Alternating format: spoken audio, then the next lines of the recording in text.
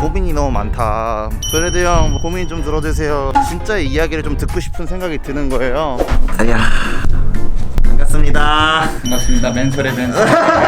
용인에서 오셨대. 용인에서. 네, 경기도 용인에서 한 40분 걸려서 왔어요. 무슨 걱정이 있어서 오셨나요? 저는 2020년 마지막 수시 워홀러. 수시 워홀러? 네, 그러니까 수시 워홀 모집이라는 게 있더라고. 마지막에 그냥 1, 2, 3, 4차 제외하고 네. 2020년에 네. 갑자기 수시 모집합니다 라고 그게 공고가 떠가지고. 아, 방금도 그분도 하셨었는데 3개월치 돈 묶어놓고 뭐. 네, 맞아요. 5월 잠깐 열렸을 때 갑자기 서약서라는 거를 일본 학교랑 연관된데 3개월 선납을 해야 된대요. 여기셨네. 아까 그 얘기 제가 그 했었거든. 얘기를 워홀러인데도 불구하고 학원을 안 다니면은 안 나옵니다. 그 얘기 하더라고요. 네, 학원을 3개월치 끊어놓고 비자를 받았어요. 1월 8일인가 이제 합격이 나오고 1월 23일 날 비행기를 끊어놨는데 긴급 사태가 1월 21일까지 입국이어야 했어요. 긴급 사태면 신규 입국이 아예 안 되는 네, 건가? 무조건 재입국. 아, 신규 입국자는 어떡해. 절대 불가. 대사관에 진짜 전화 한 10번 넘게 통화했는데 제 지인 들어갔다는데 그분은 뭔가 재입국자예요. 저는 신규 입국자라서 안 되는 부분. 어떻게 비행기 캔슬 시키고 2월 7일 날 풀립니다 라고 해서 2월 9일 비행기를 끊어놨는데 또 연장. 연장됐잖아. 그래서 3월 또 7일이죠 캔슬. 지금. 네. 3월 9일 거를 끊어놓으려다가 또 연장될까봐 우선은 보류.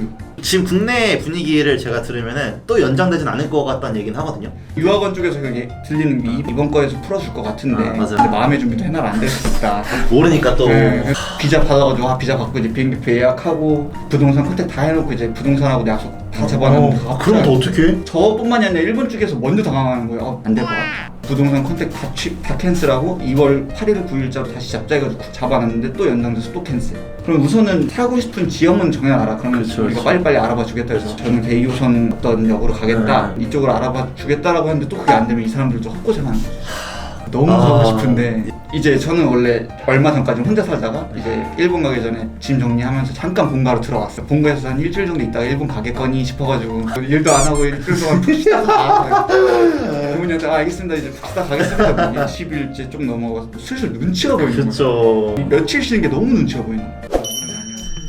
아니 그 여자친구분이 일본 분이시면은 네. 일본에 계세요? 지금 도쿄에 있어요. 여자친구분도 되게 힘들겠다. 오는 줄 알았는데 못 오고 오는 줄 알았는데 못 오고. 이게 지금 이번이 3번째니까 여자친구도 지치는 거예요. 2월달에 딱 자격량 끝나는 다음 날이에요 여자친구 생일. 아. 그 생일 파티도 다 제가 갈 레스토랑 같은 거 다 알아보고 다 해놨는데 아. 캔슬되니까 지금 못 하고. 아 지치겠다. 이제 처음에는 그냥 할 수 있어 할 수 있어 이게 좀만 버티면 금방 끝나겠지. 코로나 뭐 백신 나온다고 하고 치료도 나온다고 하니까. 근데 이게 벌써 1년이라는 시간이 지나고 여자친구랑도 점점 지쳐요 사람이. 그러니까 보고 싶은 마음도 크고 너무 가고 싶은 마음이 큰데 이게 마음은 여기까지 갔다가 또 캔슬되면 쭉 떨어졌다가 또 다시 갈 수 있다는 희망이 또 정점을 찍었다가 연장됐어요 라는 순간에 진짜 그날은 너무 억울하더라고. 내가 대체 참 못할 것 같아. 제2국자들은 되는데 신규국자랑은 뭐가 다른 거야. 죄송합니다. 죄송합니다. 그러니까 내가 능력 된다고 인증만 받아가지고 집만 보면 되는데 그거 하나 차이로 이렇게 너무 가고 싶은 사람들이 넘쳐나는데 못 가게 하는 모습 이런 게 너무 슬프더라고요. 연장 확정 딱 났을 때 울 뻔했어요 진짜. 여자친구랑 영상통화하면서 맥주 한잔 하면서 얘기를 하는데 여자친구도 너무 힘들다고. 아직 비행기 예약 안 하셔놓고. 지금 계속 고민 중이에요. 가고 싶은 동네는 정해졌으니까 그것도 이제- 어떻게 정하셨어요? 여자친구 집 근처? 네. 지인이 전혀 없으니까 그런 거는 좀 궁금해가지고요. 아 이런 집은 절대 계약을 하면 안 된다.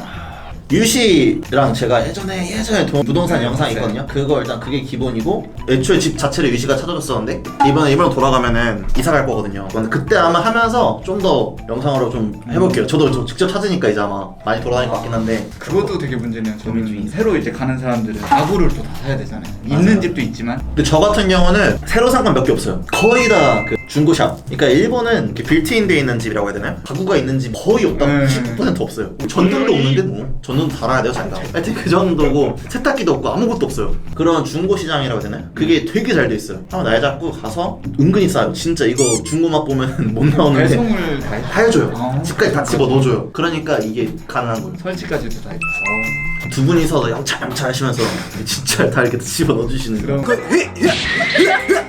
そんな感じでもう2人で持っていくか 다 들어가 있는 집들은 처음에는 좀 좋지만 이게 월세가 너무 비싸고 일단 2만 원 뭐 이런 거. 쉽지 않잖아요 솔직히.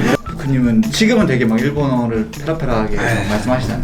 영상 보면 진짜 일본인 분들하고 이게 보통은 이제 한국인들이 문법은 비슷하니까 금방금방 따라간다고 해도 이렇게 말을 팍팍팍 하는 거는 어렵다고 하는데 이렇게 어떻게 아유, 잘하실 것 같은데요. 제가 최근에도 공부 영상 네, 올렸지만 아, 단어 위주로 하면은 이렇게 뒤집으면 다 연결되니까. 그리고 말이라는 게 그렇잖아요. 자신감이랑 뭔가 양감. 알지? 이러면서 막 약간 지금 떠넘길 때도 있고 음인만 맞으면은 뭐 근데 취업할 때 꼭 N2 JLPT가 필요한 건 아닌 거죠. 꼭은이라고 물어보면은 그건 아닌데 필요로 하는 있으면 데도 당연히 넓어지죠. 당연한 얘기지만 이렇게 좁은 것보단 넓은 게 좋잖아요. 그쵸 그쵸. 회사도 어쩔 수 없어요. 안전주의로 가야 되기 때문에 2급 가지고 와라 약간 이런 게 좀 있죠. 근데 1급까지는 필요 없어요. 그건 확실해요. 2급만 있어도 거의 모든 회사에 지원할 수 있긴 해요. 외국인의 반을 회사면 2급을 따야 되는 거죠. 그게 안전하죠 아무래도. 오늘 도와드린 거는 많이 없는 것 같은데 이렇게. 아니요 진짜 저는 네. 얘기를 하면서 이제 막 이 얘기를 누군가한테 해서 이해를 해주는 사람이 없는 거예요. 그쵸. 일본에 대해서 지금 관심 있는 사람이 많지도 않고 맞아. 어른들 같은 경우는 일본에 좋은 시선을 갖고 있는 분들도 많이 없고 하니까 제가 일본 간다는 것에 대해서 집에서 좀 많이 꺼림직스러워하고 한데 신세한탄이라도 그쵸. 어딘가 푼다는 게 맞아요. 오늘의 목적은 그거였어요. 네. 저는. 아유 누구한테 말하겠어 이거를. 친구들한테 말해도 뭐? 긴급 사태가 뭔데 그래서 어떻게 뭔데? 되는 건데 그거 간다는 걸 만드는 거 1월 달에도 송별하고 2월 달에 송별하고 언제 가는데 나는 좀 가고 싶은데 못 가는 사람 입장에서 좀 들어주면 안 되냐 이런 얘기를 하고 싶은데 맞아. 아무도 맞아. 모르니까 그거를 설명하려면 또 더 귀찮아져. 진짜 죽어도 여한이었습니다. 아이 죽으면 안 돼요. 일본 가서 북한편 다 한번 보고 싶다. 유크리바 오시면은 아마 있지 않을까요? 누구든 있지 않을까요? 크리바는 꼭 한번 가볼게요.